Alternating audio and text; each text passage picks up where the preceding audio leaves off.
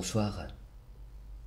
Hier, on m'a traité de ringard et d'inadapté. Tout ça parce que j'ai osé mettre un mot, un nom, sur ce que je considère comme un des pires fléaux de notre société. Vous savez, on était en train de parler des valeurs. C'est toujours un sujet de tarte à la crème, hein. Ce que les journalistes appellent un marronnier. Quand les gens parlent des valeurs, on entend toujours plus ou moins la même chose. Les valeurs évoluent, il faut s'adapter, il y en a des bonnes, il y en a des mauvaises, il faut en garder, il faut en jeter. Bref, toutes les idées reçues habituelles sur le sujet. Et pour moi, ce qui est sûr, c'est que si les valeurs, c'est ce qui permet à une société de tenir debout, alors ça signifie que la chute de certaines valeurs signifie l'annonce de la chute d'une civilisation. Et l'un des signes de cette chute est là, devant nos yeux, quotidien, permanent, tentaculaire. Il a un pouvoir de contamination qui dépasse celui de tous les virus connus et que vous ne pouvez même pas imaginer. Son nom, c'est la télé-réalité. La télé-réalité, c'est devenu l'hymne à la gloire de l'obscénité. C'est ça. Elle imprègne, elle pervertit dès le plus jeune âge. Qu'est-ce qu'elle prône, la télé-réalité? Elle prône la violence, elle prône la négation de l'intimité, l'élimination des plus faibles, la fin des valeurs finalement, qui fondent ce qu'on appelle encore l'humanité.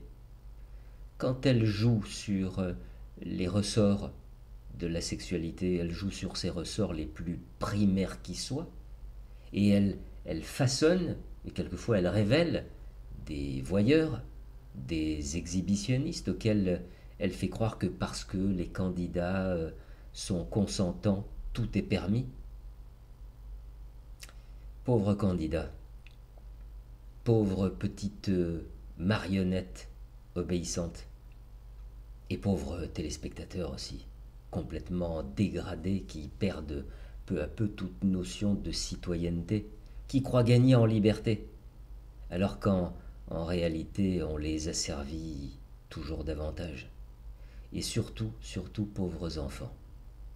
Enfants scotchés à l'écran et auxquels ces images font croire que la vraie vie est là, dans cette espèce de primat, de primauté de la force qui écrase l'autre, dans l'exaltation de la pulsion que plus aucun modèle social ne peut dominer.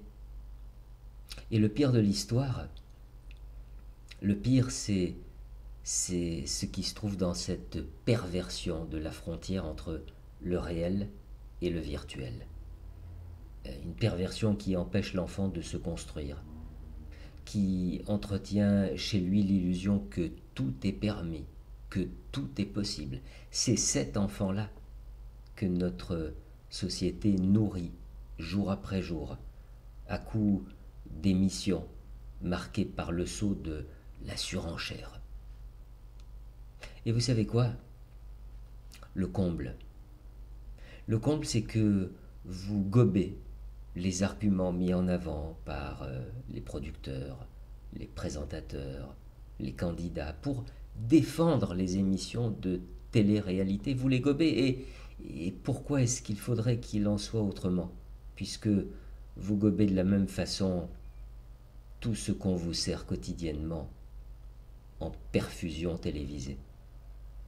Alors j'ai envie de vous dire, réveillez-vous, réveillez-vous, réveillez les gens autour de vous. La retraite à 62 ans au lieu de 60 ans ne va pas faire s'écrouler la société. En revanche, le virus de la perversion a toutes les chances de le faire. Et alors vous en serez totalement responsable si vous ne faites pas la grève de cette télévision-là. À bientôt.